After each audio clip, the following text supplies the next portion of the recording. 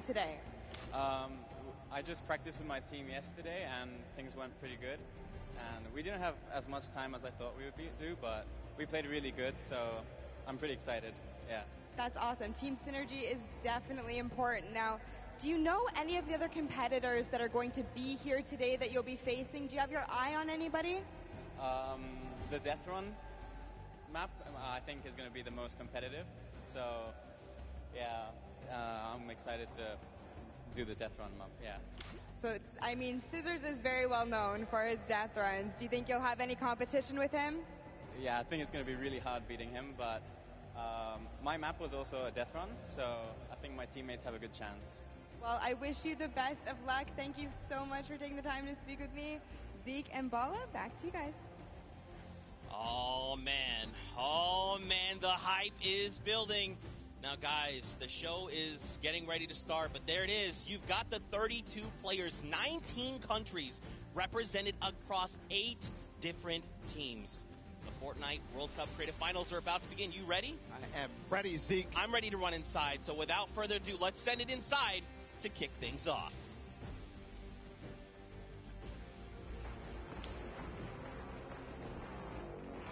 No pain, no gain. No guts, no gain.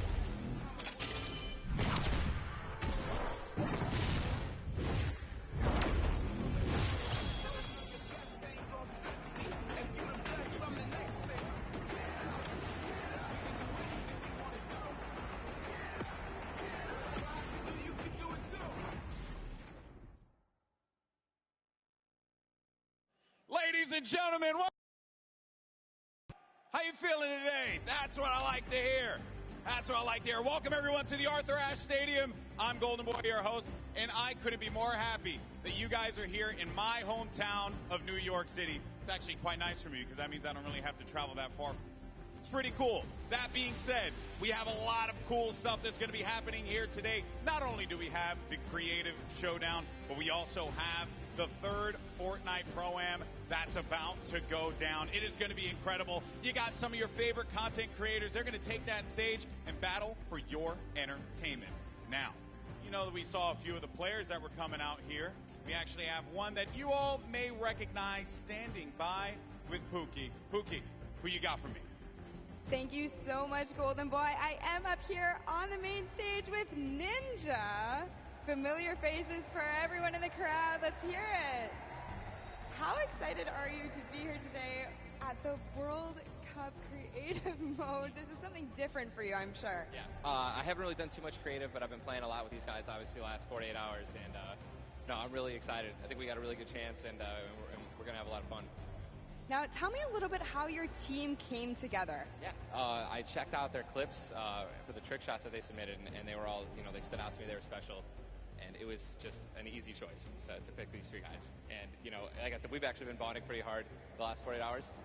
So team cohesion is an all-time high. Team cohesion, I love it. We should have named you guys the Ninja Trick Shot Warriors, really. That would have been awesome. But there's no, there is a ninja skin kind of in the game. So, we could have had, maybe some of that. That's all good. I like the little whip. I love my little ice cream.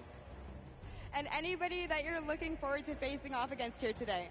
Everyone here, Gotaga, he's my fellow, Red Bull competitor, essentially, and, Scissors because he talks a big game. That's it, yeah. Those 2 guys, I'm looking out for them the most. Well, he does talk a big game. Let's see if he can back it up today. Thank you so much. I wish you all the best of luck. Golden Boy, what do you think?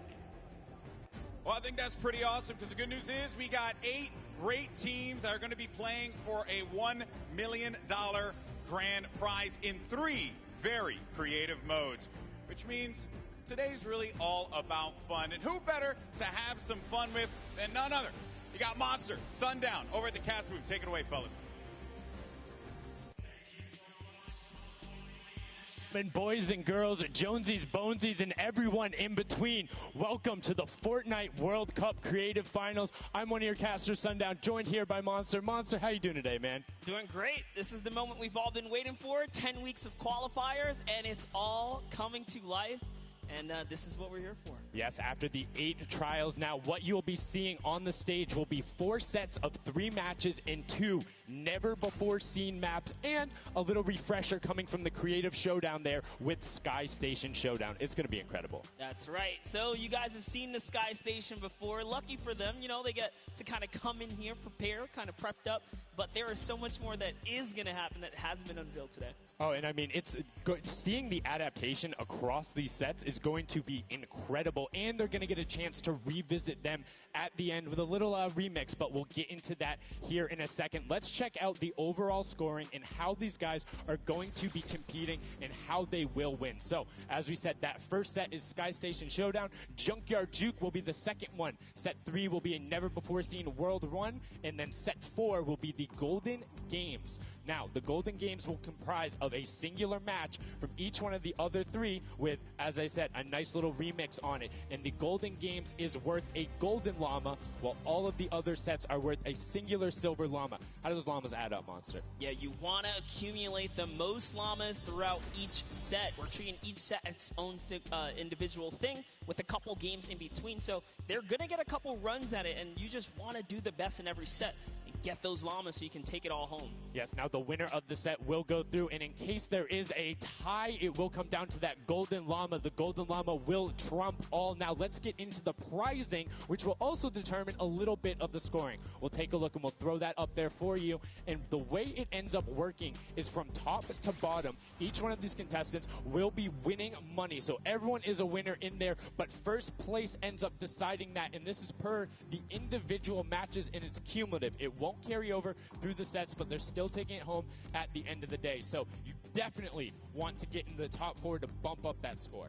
Yeah, that's right, and that is every game. Per match, we have a big winner. Of course, it's going to be divvied out between everyone competing, but come on, with the amount of games that's going on today, this is incredible. Yes, that is across 12 of matches total, so tons of chances to win prizes from all of these guys. Let's take a look at the roster and all of the teams who will be competing and give you guys a quick little overview. You can see Chicken Champions led by El Rubius, Sunshine Soldiers, got that one right too, Zeke, with Danyan and Achin representing as the captains, Funky Fighters with Tomoya, Cuddle Crew represented by Lachlan. But we got to give some love to the Ravens Revenge. You can see them up there, Little Whip Warriors. We already kind of touched base with Ninja. Llama Record, which you talked about a lot coming up into here, and of course the Fish Fam, who's going to be led by Scissors. And these are some of the creative kings. They've been able to go through, run, qualify. A lot of them have had the world run, or not world run experience, excuse me, but in those death runs where they were doing the qualifications,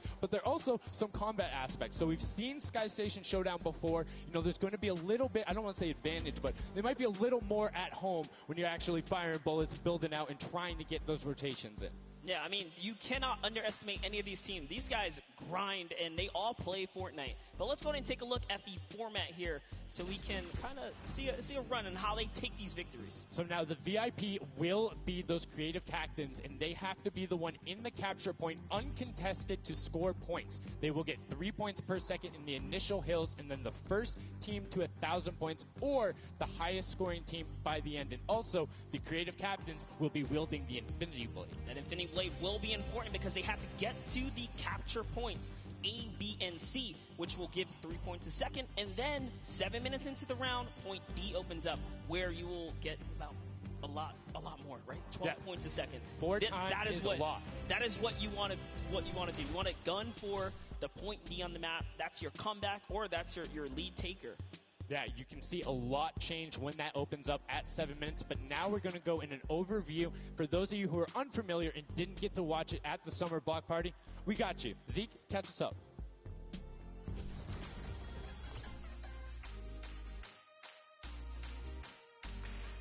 This map is a collaboration between Team Evolve and Epic.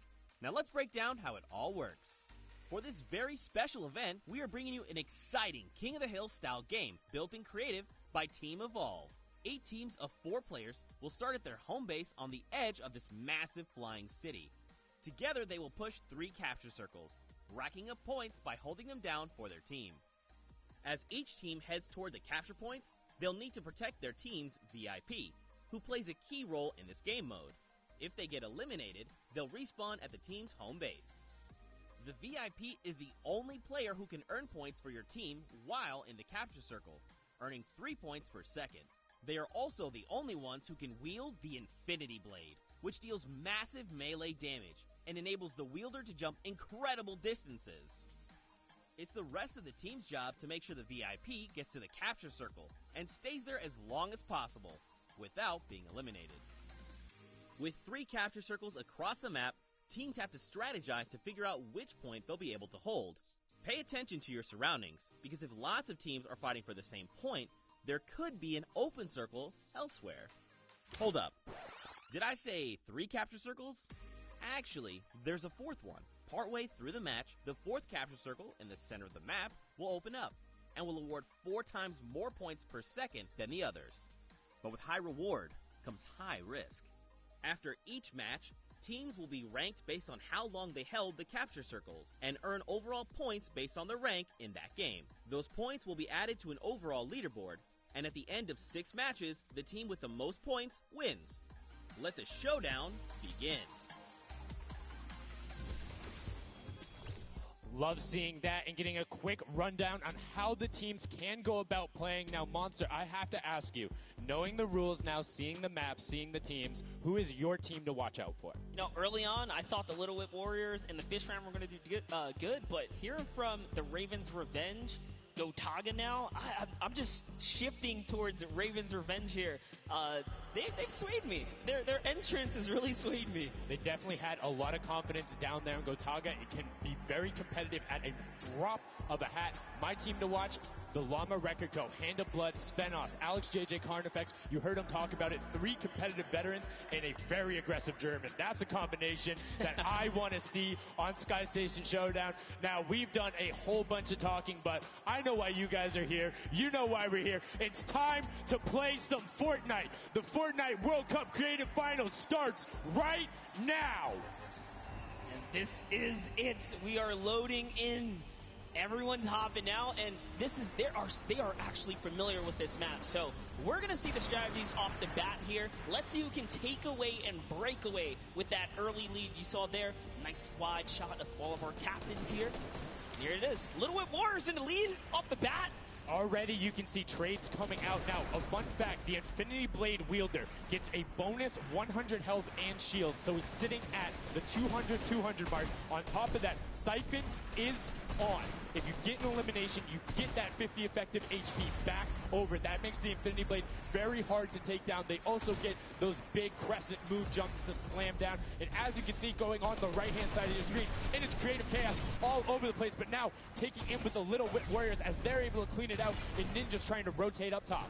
Yeah, I'm sorry to break it to you, but the Llama Record was completely pushed off of their point. And now we have Ninja who's going in with the Infinity Blade. What a player to wield this one right here. Oh, he's getting pushed back. Notice how he doesn't even want to get eliminated. He wants to do as much damage as possible. But is that effective? I think you just kind of reset and you go, or you get up there and you start swinging. The 75 damage hit will be able to take it down, and the Llama Record Company establishes themselves right back up. Now, what's going to be interesting to me is how the players utilize their building. You start with 50 wood, and then if you get an elimination, you get 25 wood directly into your inventory. So if you're able to kind of eliminate out and put pressure down, you can get some ridiculous builds, as we're already seeing on top of the Blue Hill. Yeah, this is actually a neck-and-neck race right here in the early game so far. Fish Fam, Chicken Champions, and Ravens Revenge are all trading spots at the moment. And Sunshine Soldiers comes right on in to wipe that up and get them out of there. And nice job for Stewart. And look at the Cuddle Crew across the way, just now getting their first points because they've been contested the entire time, whereas Llama Record Company has only had one team coming up towards them. Another thing to note, let's talk about the loadouts here, Monster. What are they rocking? They're rocking everything that you can get in the game, from blue tactical AR up to that hunting rifle. So you have the long range, you have the close range, you have the AR. You kind of just pick and choose your battle, what you want to use. And the one thing you're missing that the Infinity Blade wielder does not have will be 9 impulse grenades. So everyone has a bunch of mobility to be able to get up there. But you see right there, Scissors able to cut down a bunch and get a decent amount of timing. Let's take a look at the score. Little Whip Warriors climbing up, but it is only a 5-second uncontested lead, and they're building on it. Right now, not a lot of points have been scored, which means when that hill opens up at 7 minutes, it's going to be that much more important. Yeah, this is going way better than I expected. There is no one dominant team so far, but the Little Whip Warriors are doing so great right now. There goes Ninja, and he does get traded out. Raven's Revenge kind of takes it back over. Will Gotaga's squad manage to hold it down for long enough to get their, points in. Don't forget, he has to clear out the point. If there's someone on it, you're not going to get anything. Right, and as soon as you're up there, if teammates are not building for you, you're exposed for the entire map. Everyone else is able to see you. You can see El Rubius going in, but the double tack plus the Infinity Blade wielder of Hand of Blood. This Llama Record Company team is looking to go platinum with a great defense of their point. There it is, very nice. Finally starting to earn some points, trying to break that, triple digit. Hand of Blood, little fun fact right there. His dog Falco is Germany's second biggest dog influencer on Instagram. That's impressive, but I wonder who the first biggest is now. That's like, is there a statistic for that? Like, do you go down the line? But one thing I do want to note for Hand of Blood, look at the eliminations coming out of the Infinity Blade. Already sitting on 7 and being aggressive. And the more he gets that siphon going, the better he's going to be. But the Chicken Champions come out on top there. No tender defenders are going left. Able to hold the top, and now crawling their way back up there. They're only about, 10 seconds or so behind the Funky Fighters? Dude, wait a second. Where do the Funky Fighters come from? Suddenly they're at the top here, and the Little Whip Warriors have not managed to earn any points. Sunshine Soldiers looking to kind of ruin that festival up top, but it's Tomoya. We touched with him with Pookie early on. He said, you know what, he chose his players, specifically because they're great at death runs, but it looks like they battle it out too. They're doing a very good job of making sure they go at the same time. You can see Tomoya here being patient, doing everything he can to try and find an outlet, but he doesn't want to commit before his teammates are there. He's waiting for Kutu. There they are. Kutu coming up with him as well. The fight is on, but we switch back over to Scissors just chopping it down, but the fish fam is a sushi there as the retake happens. That is actually crazy. Watch him kind of wait there, prepare the ambush. His team comes up and they collapse on the point, and bye-bye fish fam. And notice they had enough mats to completely encircle the top, but the Infinity Blade will be able to come right out. So instead, Tomoya jumps straight up to just stall out a couple every second, because every second matters. As you see Kutu also on 8 elims right now. The sword players putting in work. We have a bit of a tie up top. Funky Fighters and Fish Fam. Llama Record so close as well. This is a close one for the run in the top 5 so far.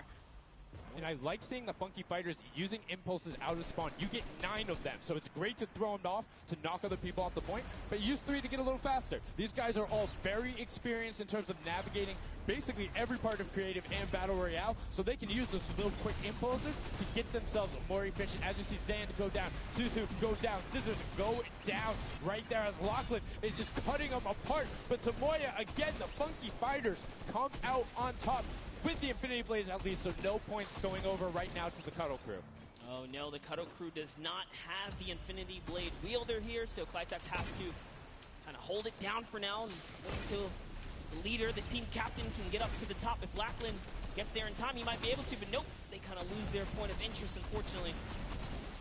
And now Gotaga goes up and goes straight back down, not able to catch himself on the edge, so Raven's Revenge gonna have to wait a little bit before they get points, but have full control, and Gotaga unfortunately breaks some of his teammates' build there with the Infinity Blade.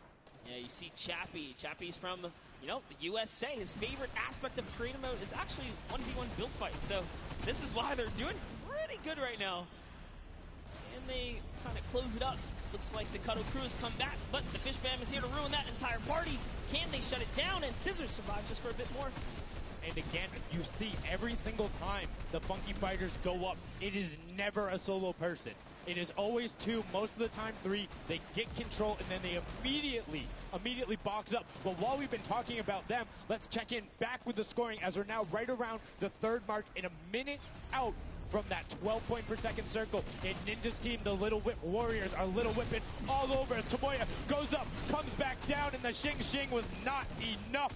Cuddle Crew takes him down. I actually love that strat. You don't see anyone else really utilizing the dive straight up into the air. to kind of disengage off the pressure. Ninja's doing a great job chopping up here. He's already at 8 a limb. That, never mind, make that 9. That was Gotaga who went down right there.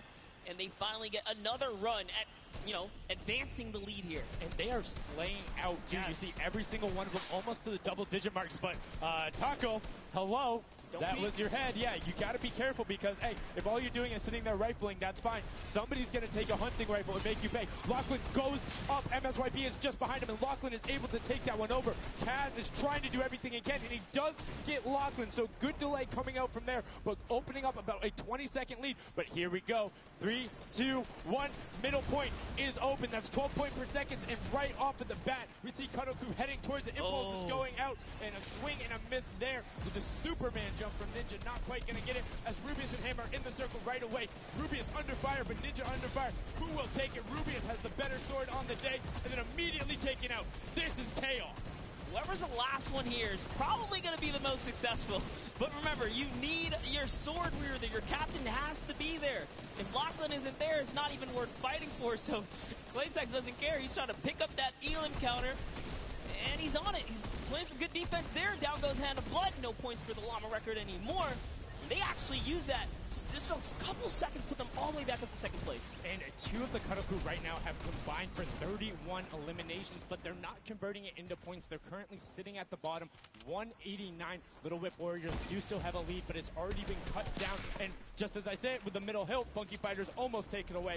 There it goes right on over, and you see any amount of time in that middle hill is so efficient. I'm actually loving that little strat right there. They hold a point, then aim out to where these players spawn in and kind of move in from, just kind of pressure them back.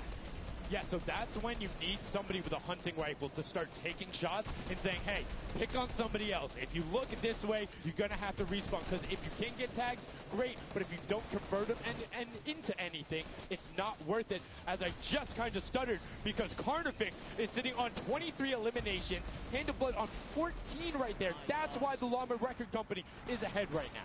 Yes, and they were using that 4x bonus on Capture Point D, which is right in the middle. It only appears after the 7-minute mark. So now that we only have 5 left in the game, it's up to whoever can hit that 1,000 first or the timer runs out. But at this pace, I think the Fish Fam, the Funky Fighters, or the Llama Records are probably going to take it here.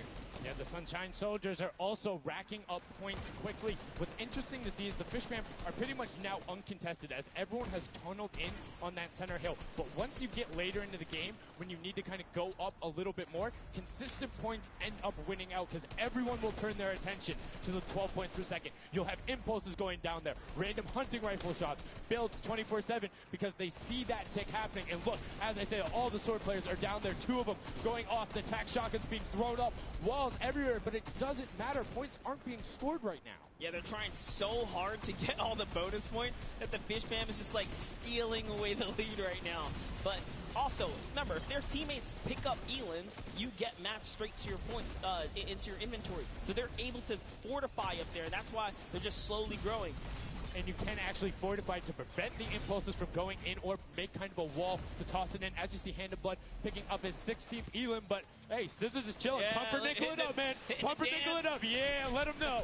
Let him know. There we go. He's saying, hey, you guys, we'll stick to our strategy. Let's see if somebody goes to contest it. There it is right away. They go up, but all 4 of them, you don't want to run into this. They're ready and waiting. They know they have the lead right now. Oh, he's holding a trophy.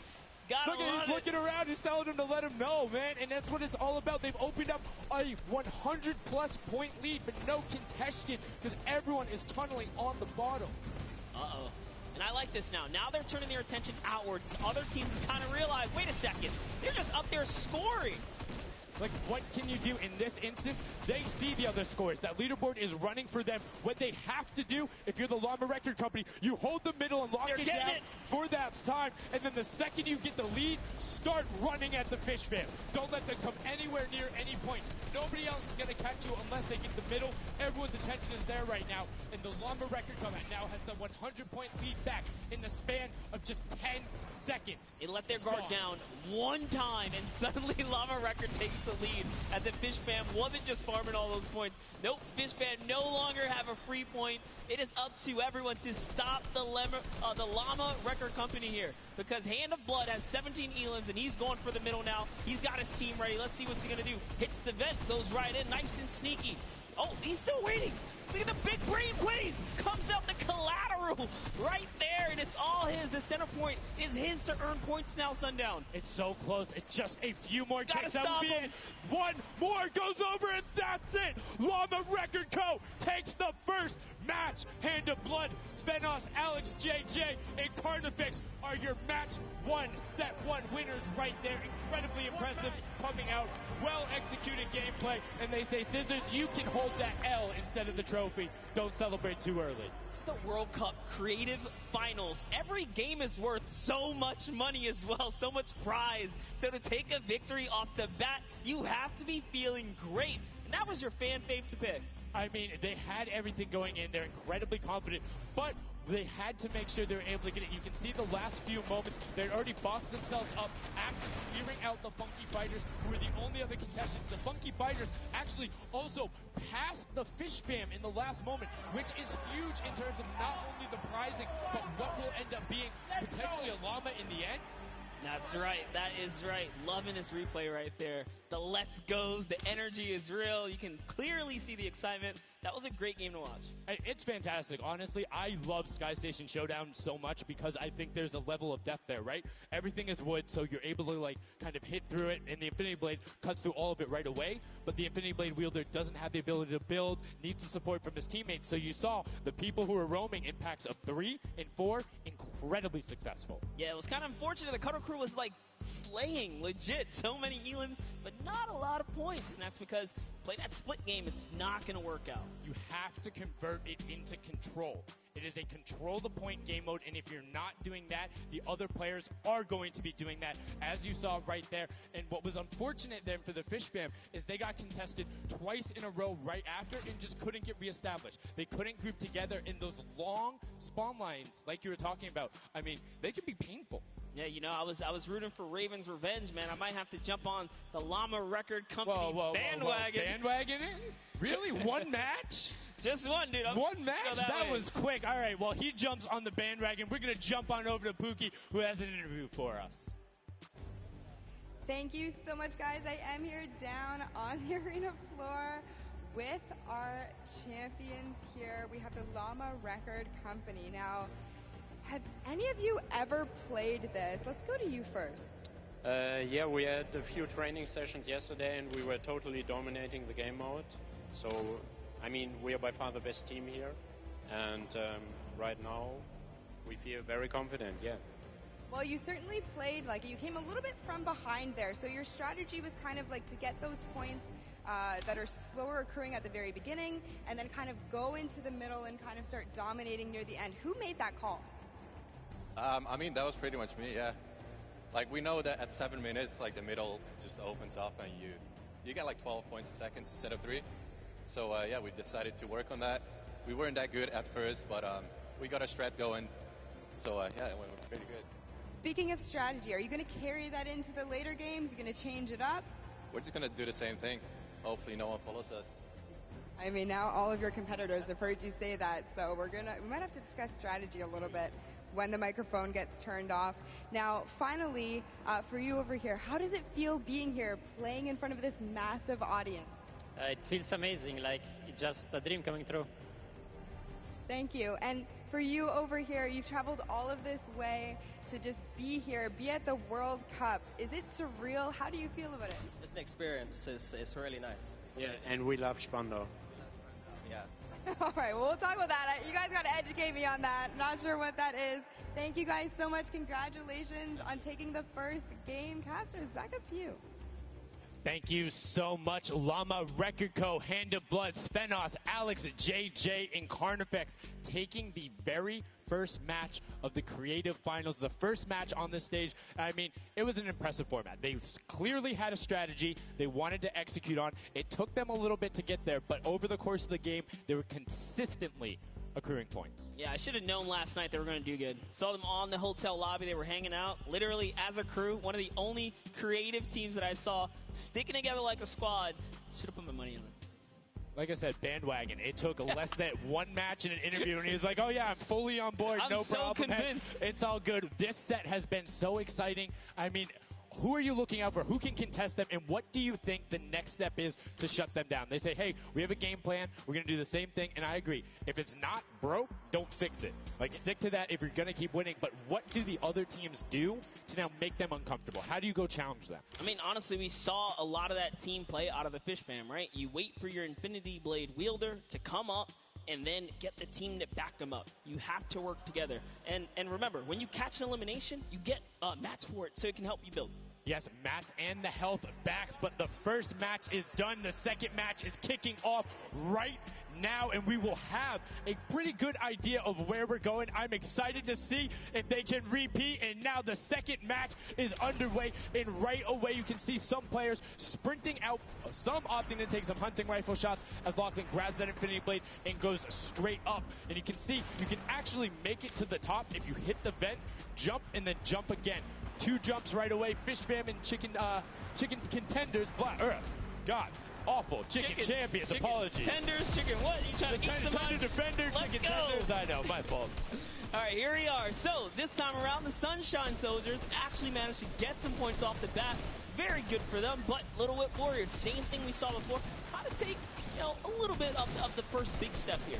I mean, Ninja, it knows those jumps. He's able to get around incredibly efficient, up to the top right away. But the early tack fights coming out, Tomoya able to ruin that one there, but then Tyler trades it right back out. And what's really as important here is about establishing control as a team. You want to stay together and just get your momentum rolling as Ninja goes up, followed quickly by the Little Whip Warriors. Ninja goes first, gets 1 elim, gets 2 elim as they swarm from both sides. So Ninja was up 2 from the back, 1 from the front. That was a very well-coordinated retake. Love how they did that, and now they're all holding it together. Kaz holding on the backside, keeping these players off the ramp. But it's Gotaga's squad who's coming up the top here. It's Chappie, and Gotaga dives right on up into it, and doesn't matter. He just gets taken right down. This is what you need to do here. 6 eliminations already coming out from them. Taldock with 1, Kaz on 4, and then 2 for Ninja with the Infinity Blade, as Taldock is immediately spraying down shots, making it just a little bit more difficult. But boom, there come the hunting rifle shots, and Taldock is taking shots as well. Out of builds and needs to back up and use his team there, and Gotaga goes straight up. Oh, they need some builds for their backside because they are getting sniped straight out of that spawn point there. It's Raven's Revenge, who they're just kind of gatekeeping at the moment, right? Look at Chappie's like, dude, I can't even go up right now because the team is up there. It was a good challenge, and he did some damage, but Ninja was all over it. Now already up to 4 elims, opening up a 60-point lead, but have to keep an eye on the other parts of the map as the Chicken Champions are doing their best to hold the top but get pushed out. Kaz finally gets taken down, but 5 elims on his first life there as Ninja challenges Magma. Will he be able to clean that one up? Yes, and he does. But Chappie's on the other side. Slam goes down right away, but now we're over on board with your match 1 winners, the Llama Rekiko, and they're already slaying out as well. 12 elims for them, but 0 on Hand of Blood, which is actually efficient, assuming he doesn't need the health. Will have the sword regen going through, but he can't use the builds, right? So Yeah, other people need them. He can't build. He also can't get hit right now, so he needs to be careful because he is 1 shot away from getting taken out here. But someone dives right on up. He has to put that pressure down, and it's the Chicken Champion to make a quick end of him. And it's their turn to start accruing points, but no. Chicken Champion leader goes down there. Good attempted defense from Carnifex. Was able to trade out 1, but now we have 2 swords up top. Gotaga and Lachlan just trying to beat each other up, and Gotaga comes out the winner of that one. Other Cuddle Crew team does pick it up there. Just remember, it's 3 points when you're standing in the circle. Uncontested, it has to be the VIP in there. When we hit 7 minutes, there is the 4th circle that is 12 points per second. Yeah, this is definitely very intense for Tomaya here, who again has no health. The Funky Fighters are trying to get that dominant lead they had in that game 1. Can they get it? Ooh, knows he's on camera there, gives a little bit of a taunt. And uh-oh, is he going to challenge? No, stays back, says, you know what, points are more important right now. He's just focusing in on the points here. And you can see the Funky Fighters trying to prevent that ramp coming up. It's very efficient to just immediately, as soon as you come out, have 2 team members ramp up into the left or up into the right so you can get up to the first level. However, The Infinity Blade will break that in one shot, and you have a ton of rifle ammunition. All of these guys being maxed out on ammo. Let's see here. These are all the spawn points. You can actually see the banners hanging, so you know if you really want to focus in and kind of shut down a team, you totally can. And Llama Lords are not doing great this game.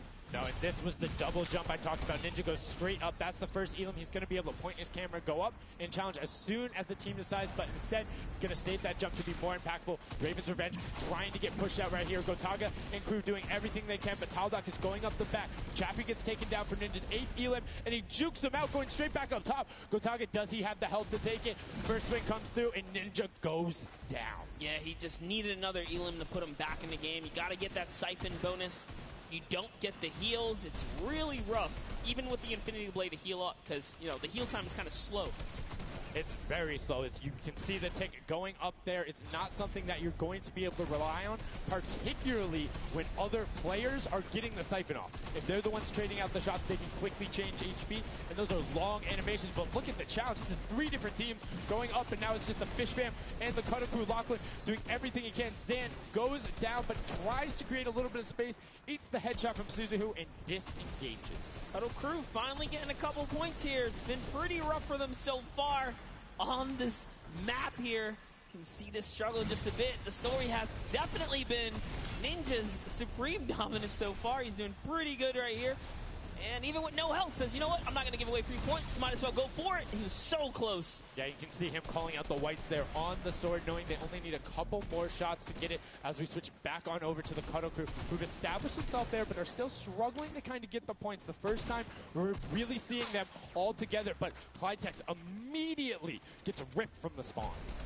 Yeah, Lachlan's team needs to represent. There they are. They're finally starting to score it up. He's got a couple of eliminations. You can see X-Sandy here. 16 Elam, so definitely has some Slayers there. Yeah, they need to figure out their game plan, because they're getting Elams and putting things together. They have solid numbers. They're just not getting the right hill time. Maybe it's go somewhere else. You don't always have to go to the point that's directly in front of you. Go contest someone, or maybe just go mess with somebody at their spawn. Delay them so they don't rotate towards you.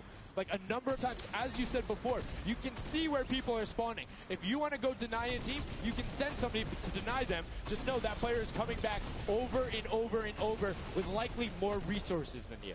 Every single time. And look at this. The Little Whip Warriors approaching that 400-point mark. And in just 1 minute, that new point capture D will be unlocked in the center of the map. And while they have a solid lead right now, just under 150 points, that disappears in the blink of an eye. That's about 15 seconds uncontested in that middle hill. That's just how valuable it is. But we saw the shift in gameplay that happened. Everybody tunneled it right away, and then the Fish Fam were able to get back up, but after that, kind of cycled back in, and the center point became the focus and where the win was taken. And right now, Llama Record Co., you said they were struggling at the start. They're doing fine right now in second place, Monster. They're definitely creeping their way right back up. They're about to hit that 300-point mark there. Here we have Svenos just on the point by himself right now. And again, no surprise, Ninja and his crew has found himself another point. And the way they've angled this build is brilliant, because if you come up the steps, you're pushing into somebody's right hand, and on the other side, you're blocked off, as Ninja then just drops down Stewart 0-0-0-0, and he gets picked up with the alley-oop from Gotaga, as Gotaga comes up with Magma 1-2-3. Ravens out of nowhere, but the Little Whip Warriors don't care. They're cutting down in 3, 2, 1. You can already see MSYB is down there. Alex JJ down there. Carnifex down there. They're trying to set up control right away. Llama Record Go, but the impulses are raining from everywhere. Hand of Blood really tried to get in there early too, as did every other captain, but it was to no surprise not effective. And you can see that the Chicken Champions are committing to the 3 points right now. Little Whip Warriors as well. While contention is happening down in the bottom, no Infinity Blade Wielder is in there, but the steady climb of points coming out of the Chicken Champions is going to be beneficial. But also, just like that, Llama Record Co. is a little bit off the pace. They need to get this center uncontested. However, this game, they have a lot more attention on them. Yeah, but look, Fish Fam's doing the same thing they did last time, just slowly, or actually, sorry, the Chicken Champions have adopted the strategy. Fish Fam are doing it too. You can see they're getting 3 points there. So there's 2 teams who are just hanging out up top, no problem. all the other teams right now are contesting. Raven's Revenge has control of the of one of the other sides, so every hill is occupied and full controlled by a team, not being contested. Everyone else is looking at the middle. Yeah, and it's actually working. The Chicken Champions are right behind the Little Whip Warriors right now. They're almost in the lead here. They just have to kind of hold it down. Honestly, the Little Whip Warriors have to identify what platform they're on and go take it. Well, this is what happened to them last time. They kind of had a good lead and then stalled out. You need a game plan when the middle platform goes, and you either need to stick to it or, depending on the score, be adaptive. Because right now, Chicken Champions, they're being fine. As long as somebody isn't controlling the middle, they're going to be able to have that lead, and you can send one person to just throw impulses down there over and over. Just be annoying from the top. Here's Scissors. 6 Elims looking good on this other point, and now he's in the top 3. They weren't even close before, but just by slowly, consistently gaining points here, you can see they're breaking those thresholds slowly but surely, and Little Whip Warriors are no longer in lead. Yeah, Little Whip Warriors actually unseated the Chicken Champions there from their control point. They're taking it over. They're trying to get it back, so that's a battle right now. But the Funky Fighters out of nowhere, middle hill, and all of a sudden, just like that, into first place, going to pass 700 in just a second. Nope, get pushed out, and now they're back in there. Tomoya going off right now. Lumberek and Co. down there and trying to push him out, and you can see they're contesting it over and over again, but they're not getting the points they saw last game, falling off the pace. Yep. They are slowly just battling for this number 1. Chicken Champions kind of overtake it now as well. The Fish Fam not too far either. Everyone's so close here in the top 4. Don't forget, if you take a victory, you win 55,000 bonus in prize. And right now, Suzu is going off. 21 eliminations, and right as I say that, apologies for the caster curse, but 21 eliminations from the Belgian. He loves practicing his builds in creative, and is showing it off here with really clever defensive cone edits up there. But right now, Little Whip Warriors are going at it. Tomoya gets the better of Ninja, and he gets cut down, but Funky Fresh Fighters then get sent all over the place thanks to the impulses from above.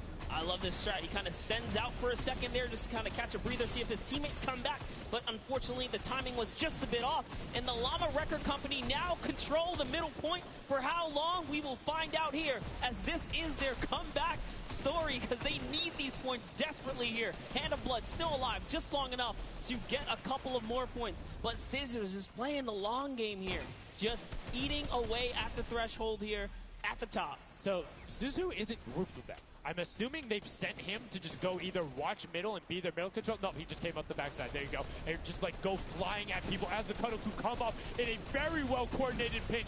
3 from the side, and Scissors gets taken down. But the Funky Fresh, oh no! No, they got stopped. 1 point. Well, 1 point. Yo, so if you are the Fish Fam or Little Whip, right now you have to send somebody to stop them. If that Infinity Blade wielder gets out of spawn and goes anywhere for 1 second, they will win. Somebody has to deny him. It is all on Tomoya. Anywhere he goes, it doesn't have to be the one near him. If he touches the middle, a singular, uncontested second will be the victory for them. These are the final moments here, Sundown. Look at him. He's got a slight grin on his face. He wants to do it. Is this the point that he's going to make it? Here it goes. He takes the stake. He does miss. He's going back for it now. His team's up there. All he has to do is sweat just a couple of times. Can he win this straight? And he does not. And as you watch, check the points on the right-hand side. Nobody is climbing up by the 12s, and as they did, Llama Record Co gets the control there, but Little Whip contesting them right back. Funky Fresh Tomoya will be back and looking to find it, but the contestant is going for the middle. Here's Tomoya. He knows just a second in there. Uncontested will be enough. Can he get it? Oh, no, he doesn't have knocked down. The impulse grenade at the second he landed knocks everyone out. No one's in there. Can he find it? And he does. That's it. His feet touch the ground. The impulse doesn't go off. Tomoya takes it for the Funky Fighters with some brilliant teamwork. What an intense endgame, too. Get taken out at 999 points. Really, anything can happen in those final moments. I'm telling you, I love the Sky Station Showdown. Can't wait for more people to start playing it. And the Funky Fresh Fighter right there celebrating with his team. You can see them just so excited, so happy. Let's take a look at this final replay. Now, again, we talked about it. The impulses being a great denial tool. Right there as the player goes down, sent back out, goes in, but misses the jump monster. He almost had the flashiest ending ever. Just kind of diving in, wrapping it all up. but it was just good enough. Like you said, he only had to stay there for a bit. And even with the impulse bumping him out, that's it. And I mean, you saw the impulse explosion the second after going off. The team's doing everything they can, but it was not enough to shut down the Funky Fighters. Tomoya, Kutu, Huzi, Dracius, incredibly well done to take the second match of the first set at the Creative Finals. Yeah, you know what? I am a Funky Fighter rooter and supporter now. I'm rooting for them.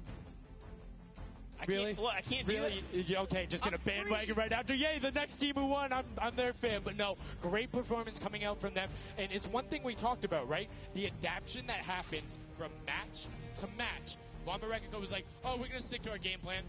That didn't work out. Yeah, it really didn't in those end game situations. They really just kind of crept up and snuck and took the entire competition.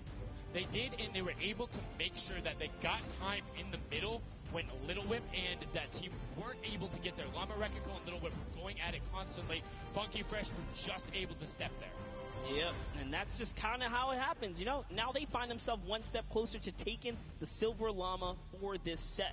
Because remember, at the end of the day, these are just the games, but they have to take the entire set now. Now the pressure's on.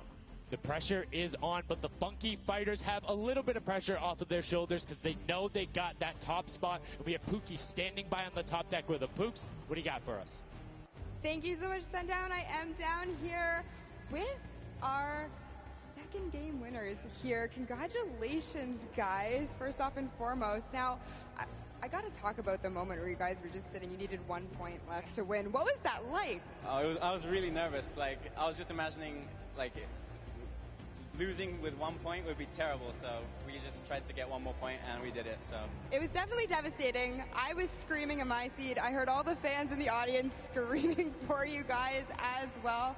So going into the next games, what do you guys think your strategy is going to be? Are you gonna keep doing what you're doing? Or going to mix it up a little bit? I think doing what we're doing is fine, because first game we got second place, second game we won. So yeah, we're going to try and do the same thing and hopefully win again. And hopefully have more than a 1 point buffer, right? Yeah, definitely. For sure. Now, just coming over here to you, what has it been like to be here at the Fortnite World Creative Cup, just playing in front of this audience, you know, hearing everybody cheer for you guys to win? What is that like? It's fun. That's the only thing I can think of. It's fun to compete against everyone else, meet your teammates, and just have fun. Yeah, and have you guys had a chance to play together before? Is this your first time playing together as a team? I don't hear it, sorry. Is it your first time playing together as a team? Yeah, it's the first time. Well, you guys definitely make it look super easy. Thank you all so much for being here and talking to you. I'm going to let you get your synergy back together. Sundown and Monster, back to you up at the desk. Thank you so much, Pookie. And the Funky Fresh Fighters, I mean, their game plan has been solid. Second place, first place. Now, I understand why you might want to bandwagon a little bit, but I'm still going to hang out with my Llama Rekiko. But I want to talk about the changes we saw from match 1 to match 2 in terms of gameplay, and was it what you expected? Definitely not what I expected. I thought Gotaga's team was going to come out here and crush it right behind the Fish Fam, but as you can see, huge upsets. Anything can kind of go either which way, and I mean, talk about like kind of beginner's luck or something like that. You just put a team together. They didn't practice. They're just coming out here and wiping players up, so a lot of talented players here at the Creative Finals. I mean, Tomoya talked about it. He was like, hey, when I pick my team, very confident there with their Death Run ability.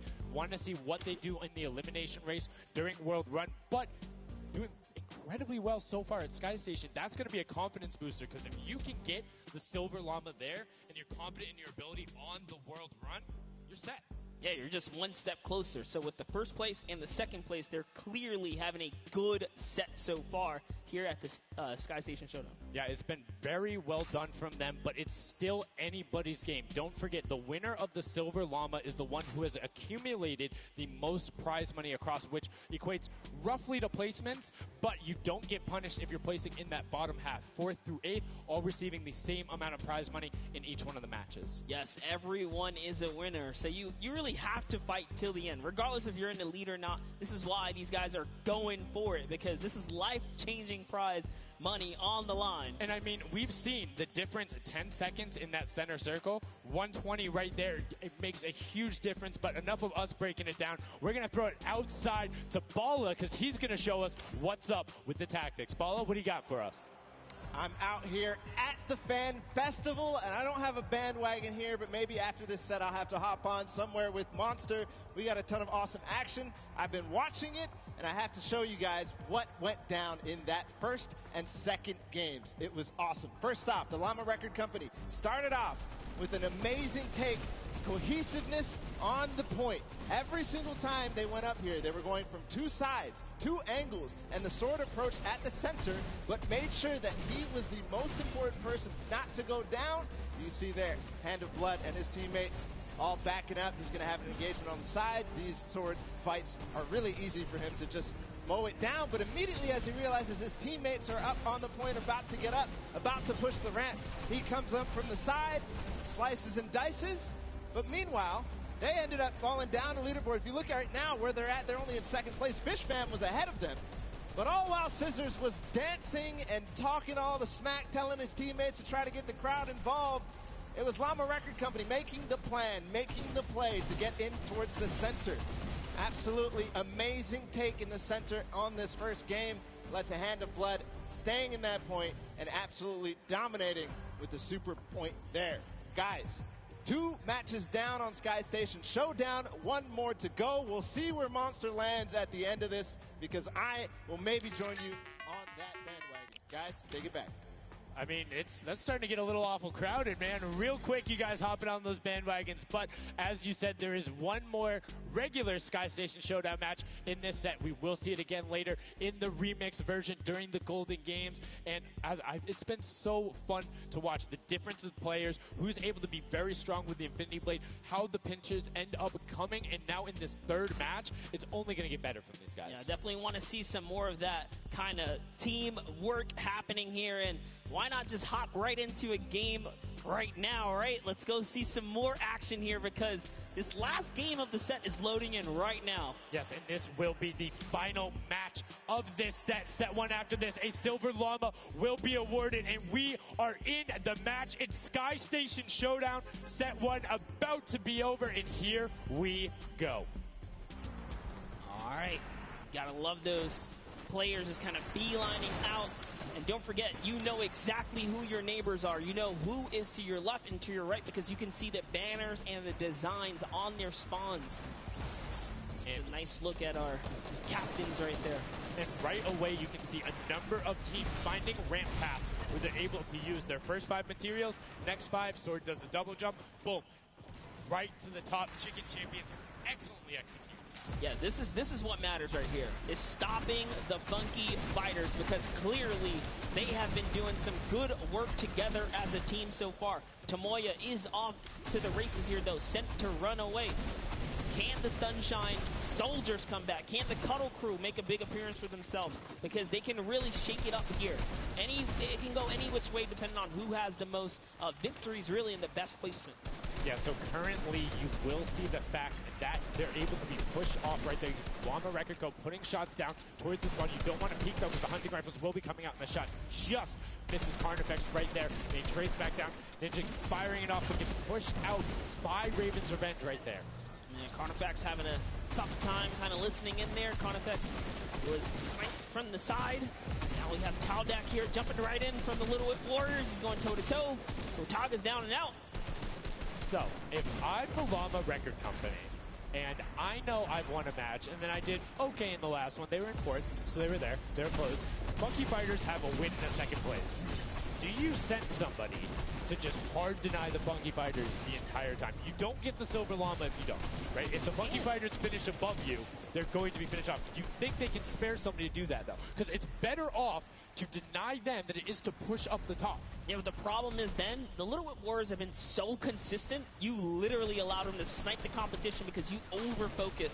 So I think the play here is play your game, and if anything, stay away from them. Let the rest of the server do that, gritty work for you and dominate the other side. Take that victory. There you go. I like to hear it, Monster. That's fantastic analysis. That's why we keep you around. The breakdown and making sure you challenge the initial opinion there, as the Ravens Revenge are able to get on the top and in a fantastic spot of control right now, building up a 40-point lead. Yeah, even Gotaga's team is still in this. They've been doing relatively well so far. Here it is. He just kind of goes toe-to-toe, and Ninja strikes him right down. Oh, but his teammate comes on in. Raven's Revenge. Who is that? Magma comes right up to the top. And give you guys a little fun fact about Magma. He's from Australia. He started playing in Fortnite Season 2. His favorite aspect of creative mode is actually speedrunning. Always finds new ways to kind of play the game. I mean, good on him, man. I get incredibly frustrated by that, but then watching these guys do the speed runs and how quickly they go through and how efficiently, it just reminds me why we're up here talking about it and watching them do this creative madness as Scissors cuts through the competition, goes straight up to delay and right back down Cuddle Crew, not quite able to get him. It goes up again, so right now just denying the Cuddle Crew the points, but we talked about how we wanted to see more from them right now, pushing into the top 3. Yes, the Cuddle Crew, come on, make a big appearance. Every game is worth so much. You, at the very least, want to be up in that top 4 contestant so that you can take a little bit more home with you. Here it is, Ninja. Disengages, actually just takes down Magma. And hey, I like the strat here. He says, you know what, I got low health, let's just get back on this respawn wagon. Doesn't even give anyone the satisfaction of stealing the siphon. I was about to say, no siphon, no materials, quick reset, knows he can get out there, was basically in his spawn anyway. That is the type of competitive edge Ninja always looks to give himself. I love that. That was like 200 IQ low-key right there. It was very well played. But back to Gotaga and Hand of Blood here in the same shot. Hand of Blood he can't do much. He knows there's a team up there. Waits for his entire squad to go up the ramp and then hops right to the top. But now back to Gotaga, who's on this point by himself. He wants to kind of bait him into the close. Can he get the hit? And he does. Talnot goes right down, straight to the top. That was sick, using the jump right as the animation had started to make sure he clipped him from the bottom, dodges the Funky Fresh Fighter out. Gotaga now getting pinched from the side. 3 of the Funky Fresh Fighters up there doing everything they can, and the shots will come out. Trying to find it, and Dracius coming back up to try and get some defense there for Gotaga, instead just going to disengage. It's actually prime movement right there as well. You just see him baiting and switching, going back and forth, trying to get in there, see if he can kind of sneak in and get some extra damage. And here it is, someone's in front of him. He only needs 2 swipes. He goes down, he gets the siphon. Oh, cannot convert another, which would have kept him in the game. His teammates are here, though. We're seeing a lot more points being sorted. It's a little more top-heavy this game, going towards the 10-minute mark right now, with Raven's Revenge and Llama Record Co. 100 points clear of the rest of the field. Unfortunately, though, the Funky Fighters have fell to the bottom of the totem pole. If they can't come up to the top, they actually are pushing themselves way out of the average, running for the win of this set. So they really need a massive comeback here. But Savenos is showing why he's here with 13 eliminations already, and bye-bye, falls down. Lucky for him, no fall damage. Yeah, it does reset, and that might be one of those moments where you opt for denying, and in fact, he does saying, hey, I'm at 5 HP anyway. I'll see you in a bit. I gotta respawn. Smart play for him. Sunshine Soldiers having a spot to themselves as well right now. Not quite sure who they pushed out here, but the impulse are flying overhead. And Gotaga, they're doing so good at holding the point here, and this is why they're in the #1 lead. But they don't have too much cushion to play with. No, particularly when 12 points per second on that central point. B is open. Gotaga checking his surroundings. No shots coming through. And RTA actually using the door edit and just a little counter edit to make sure that nobody is able to come up and contest him, and just starts raining shots down towards the Little Whip Warriors. Raven's Revenge making their lives difficult this game, but up comes Ninja. RTA goes down. Chappie goes down. Ninja gets the slam. Gotaga, will he be able to find the last hit? Ninja intelligently backs away and strafes it out. Teammate picks that one up, and they get control. Yeah, I love how he played that, stepping and sidestepping so that he can just stay alive, because it doesn't matter if your team successfully wipes a point. If you don't have your captain there to seal the deal for the points afterwards, then you cannot earn anything from it. Here comes Gotaga. He's thrown himself into the fire, straight into the point there, and he gets taken out. Here it is. Tomaya's team has fallen to last place. Can they make a miraculous comeback here before the 7-minute mark? Maybe kind of get themselves in the running. They're trying their hardest. And I mean, generally we talk about caster curses. It might be like player jinxes going on right now. Everyone's saying, yeah, we're doing well. We're going to stick to our game plan. That just shows you no one is safe here. These guys are evolving, and they're playing a better game after game. Here goes Scissors. He needs one more swipe there, but Clyde Tax wins the small engagement. And Clitax has been fragging out. He's been playing so incredibly well, being aggressive, getting in players' faces, and doing it all with that rare attack. But he's been consistently highest up there in terms of the elim. You see Forto trying to get some pressure down, but good defensive building there from Kororo. Ryan Frantic comes out the side and cleans it up, but there is Hand of Blood coming directly down. Danya is also up there. We got a three-way battle, but it's 4 chickens saying, this is our roost, get out. That's right, coming right up to own it all for themselves. Rubius doing so good right now. He's from Spain. He actually has a record on, was it YouTube for live streaming? 1.1 million viewers, imagine. Yes, one of the biggest content creators in Spain. Will they be able to push down towards the middle? As you can see, Little Whip and Llama Record Company already down there. We've seen this story before as the Funky French Fighters go in, but you can barely even hear the shots over the impulse grenades going off as everyone's like, no, we've seen how this goes. The Funky Fighters need this. The Llama Record Company need this. So many of these guys, it's riding on this game right here. They have to get as many points as possible. But even with the 12-point one, we haven't seen a lead like this from Gotaga and crew. They are nearly 300 points clear of the next team.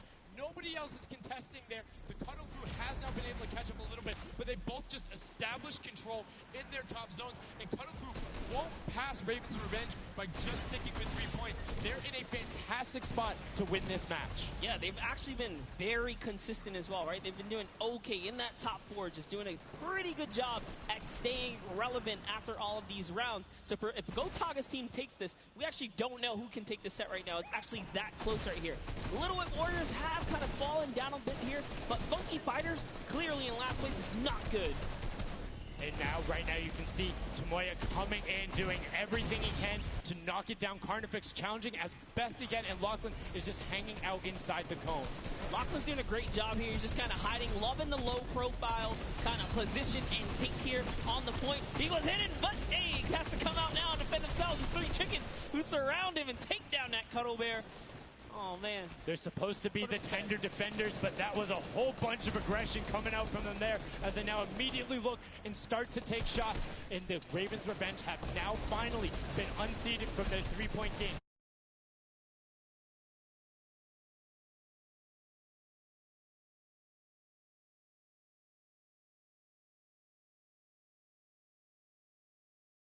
Minimal on this game alone here. You want to win this one. Ravens Revenge, can they hold it? Or will Cuddle Crew find themselves a big piece of the pie here? Because we're in New York City, you know, you got to make pizza references. That's how we're doing it. Here comes Gotaga kind of hopping on overhead. And all right, he wants more points. He's hungry for it. It's unfortunate they're just clipping off the side as Magma goes down, sitting on 23 eliminations right now. And Gotaga doing his best to find where they want to go up, waiting for his team, but knowing that time is running short since that middle hill is still open and being constantly contested. But the Cuddle Crew are catching up with their steady 3-point game. But now Gotaga goes up right around the back, able to pick up the elim, and control is resting.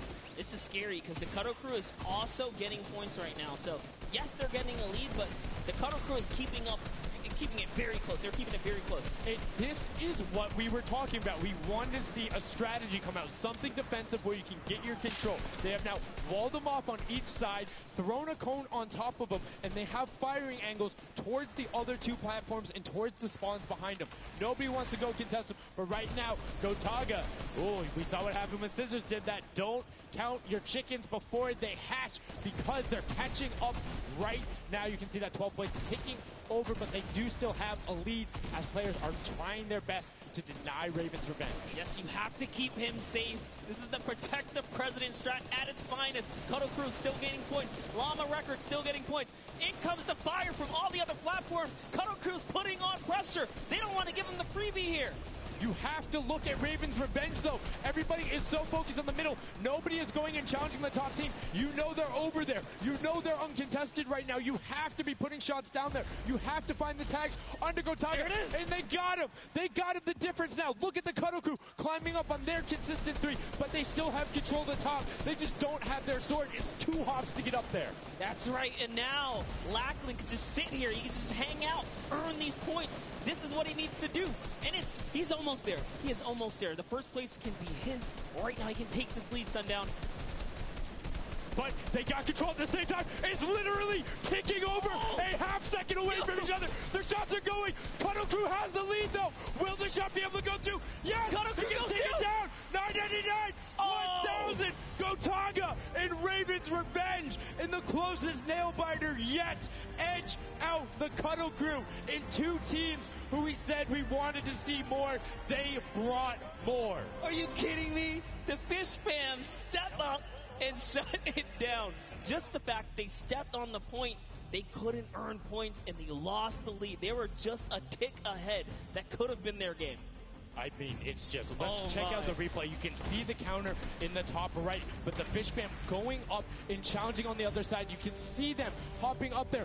No one was at the Ravens' Revenge as soon as they were there, and the celebration too. You have to be excited when you see that Victory Royale screen pop up when you're up there. I mean, what's it like to win a game on that stage? I have no idea. Those guys do, though. We at some point before the day's over, we really got to recap the other point of a point of view there, because they had it. They were one tick ahead. They were there, knocking on the door, 55,000 away from bonus prize on top of this entire competition. It was right there. And it got taken away, and this is why I love Sky Station Showdown. The clutch little moments, the interactions that happen, very similar to Battle Royale, where every single thing that is happening on the map can affect the overall end result of the game, as you see there in Raven's Revenge, closing it out. Gotaga, the competitive veteran, able to clutch it up in the final moments. Magma, Arthur, and Chappie as well, just a great performance out of them, taking the top spot in the final match of the first set. Now I get to say, I was right the whole time. I started off with, Raven's Revenge, kind of making me feel like, hey, these are my guys. Let's go with your gut, guys, all right? Raven's Revenge, that's who I said when I started this whole thing. I told you. He's not wrong. They were able to take it there, but we're going to throw it up top to an interview with Raven's Revenge with Zeke. Zeke, you there, buddy? I am here, Sundown. Thank you so much. Fun fact, Monster did in fact say Raven's Revenge would win. I've got your back, Monster. I am here. You guys got your revenge. I got to ask, first question to you, Gotaga. How does it feel to be here in the stadium, the fans, the roar, and to be facing off against your peers? Was it what you expected? Honestly, it's crazy, and I have a really strong team. We are learning a lot from our mistakes, and I'm so glad to be here, to be honest. I don't know how to describe it. It's pretty crazy. It's pretty crazy being here. I'm right there with you. All right, so now who's the overall shot caller? Is it Gotaga? Is it you? Who is it? Kind of all four of us. We were playing too afraid at first, so we just had to just go in there and just kill them as fast as we could, and then spawn trap. That was our goal. Okay, what's the strategy like? Are you guys, talking through at the beginning? Are you guys waiting for someone else to make a move? Or are you guys like, no, we're going in first? Yeah, we're trying to, really pressure Ninja's team. We're trying to put pressure on that green point. And, we were able to control it over them. They ended up wussing off over to the center. And, we were able to play our game and play what we wanted. Awesome. All right, final question. What do you want to say to all the fans that are here watching, cheering you guys on, and from home? I don't know, it's just incredible. I'm happy that so many people are here. I don't know, just enjoying the show. It's amazing, honestly. Well, congratulations, guys. Now, I believe for now, we're going to send it over to Golden Boy, who is standing by.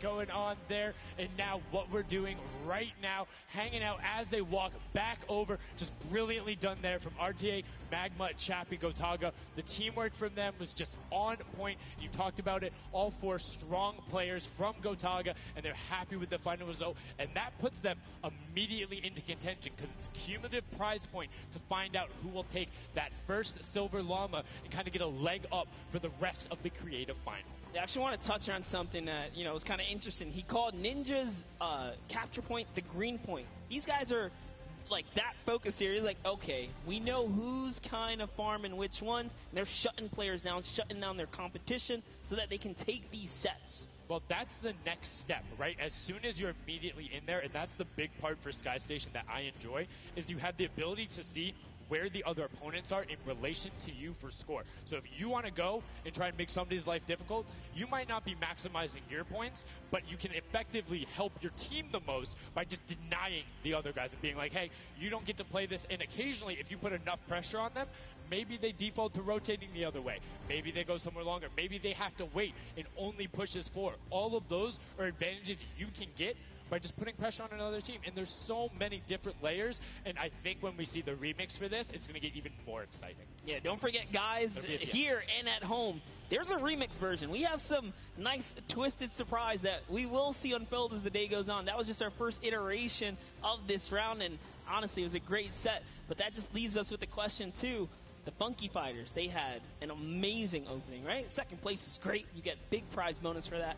You win game 2. And then you kind of flop game 3. Depending on where they went, their average might have really been anchored down. Yeah, that ends up being really, really, really harmful. But luckily there, if you're in the 4th to 8th range, there's no additional, I don't want to say penalty, because they're all getting $10,000 for the match in of itself. So there's just no additional gain after that fact. You're still able to stay par. So 4th would have been just as bad, but 8th, you're kind of looking like, oh, that'll really bring down the average. It's not the worst case scenario going on there. So they should still be at least in the running, but you can't be comfortable. No. Like, not at all. It's so incredible, and now we are going to go over the stage. We have the results, and your set 1 winner is the Funky Fighters. The last match was not enough. The singular win in the double goes over to them. They will have that first silver llama, and there he is throwing it up, and I mean, you got to be happy for him. They did it. I thought maybe it wasn't enough, but it was. Love this celebration right here. You kind of are like, it's a little, I don't want to say like bittersweet there, but it's like, oh, you kind of like get pushed out in the last game, and then boom, you get it. But now the silver llama, but they're happy. They realize, and the big thing, that gives them a leg up for the rest of the competition. If they can win the next match, another team has to win both of them.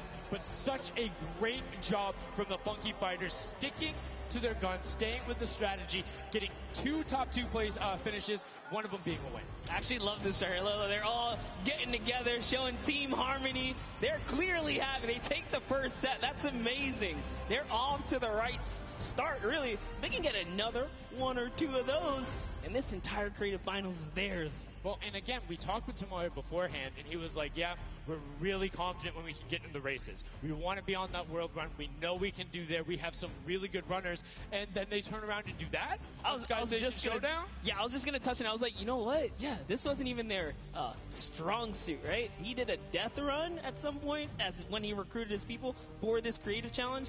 So for him to take what might be one of our, toe-to-toe PvP sessions, that's actually crazy. And here's the team standings, Sundown. Yeah, look at the final team standings. So Llama Record Code do just get edged out by $1,500 there. The Funky Fighters, you can see on the right-hand side, have been awarded that silver llama. Rounding it out, you have Raven's Revenge in the top 3, Cuddle Crew and Little Whip Warriors both at 55, sitting in 4th and 5th.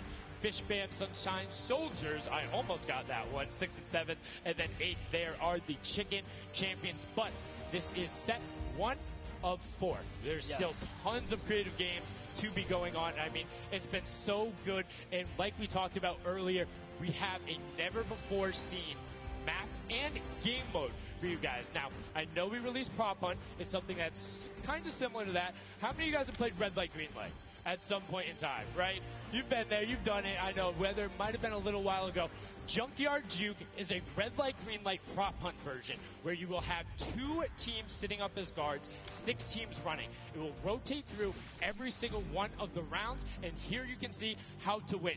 You have to dodge those guards, sprint into the center, and incinerate yourself in order to get those points. There are 4 rounds per match, Monster, and how do they score? Yeah, but also, before we get there, you only get to be guard once, and while you're guard, you do not accumulate points. But yes, the points come in through the props themselves, so when you are on the prop side, you want to choose small, medium, or large objects and try and get it to the incinerator under the guard tower. So it's actually really difficult, and like you said, it's a hybrid. It's a red light, green light / prop hunt style. This is a pretty tough game mode. We played a fair amount of it. I got my hands on it. This is actually a lot harder than it kind of sounds. So it's something that is just completely different. I don't know how many of you guys have played Prop Hunt. Definitely check it out. It's on the Creative Islands. It's a lot of fun, but this brings an additional aspect to it. The guards are able to have the denial. You're able to plan routes out, and you can have strategies, right? So, hey, maybe I want to run all big props the whole time. Don't give it away. Don't give it away. There's tons of different things. Let's check out the format and see what these guys, how they're going to go through, what the map looks like, and really get an idea of how the game is played.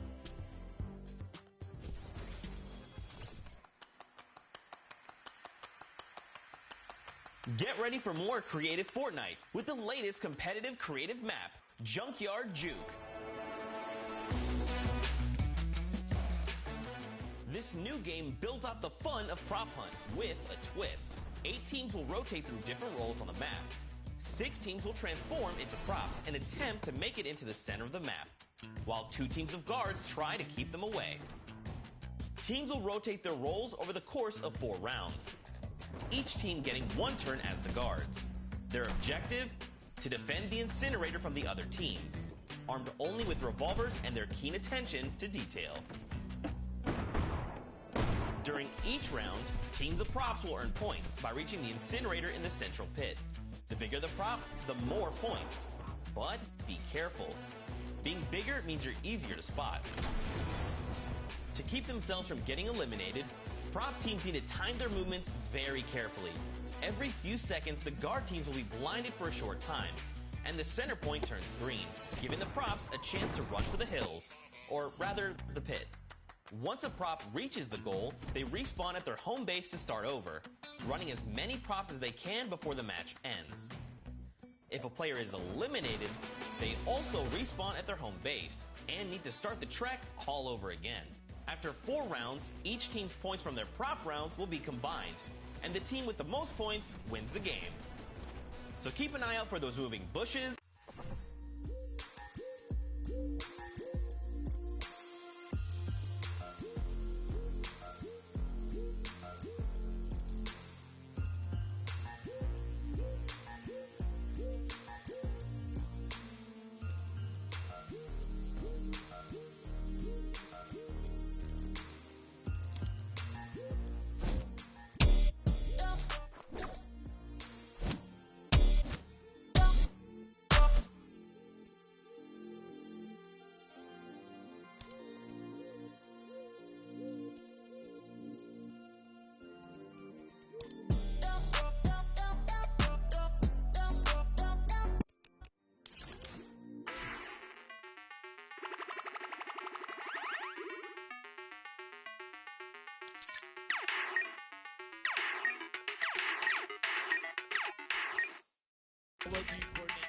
watching the right angles, and it's going to be interesting to see, do they switch up their strategy after from game 1 to game 2, because there's so many different things you can do. But we are about to have the world premiere of Junkyard Juke. We are getting into set number 2. The Funky Fighters have 1 silver llama. Who will get the second? We now are in to set 2, match 1, and right away you can see Chappa, Gotaga, Magma, and RTA of Raven's Revenge, and then the Little Whip Warriors, Ninja, Taco, Taldak, and Maze Kaz taking their shots off. Now, fun fact, the screens are there. You can't see, but you can shoot through them. So don't be afraid to take some shots. I mean, we know the trick shotters will. Yeah, some people are already shooting. They figured that part out. It looks like Chappie hasn't quite yet. He's kind of looking. He's just blind shooting. Oh, there it is. Now he's firing through. He's noticed, hey, these are not ricocheting off of this curtain here. I can fire right on through. So you want to stop them. You want to force stop them. You want to also kind of memorize the map in the lanes. And right away you can see as soon as the blinds go down, people go. But the first points are starting to come through as Lachlan is able to get in. And the Bloods team, the Llama Record Co., also able to get a 10-pointer and the next 5-pointer, following it directly behind. Oh no, it was another 10-pointer. So we already see some of the props having successful runs. Look at him go. There it is. You saw a big old truck kind of sneak on by, and these objects are slipping right underneath. But who knows how long that'll last. Here's Scissors. You got to park it. You got to stay still. Ooh. Oh, can he blend in? And one other thing you can note there, the props will clip through other objects that are there. Naturally, like Scissors was right there, clipped into it, boom.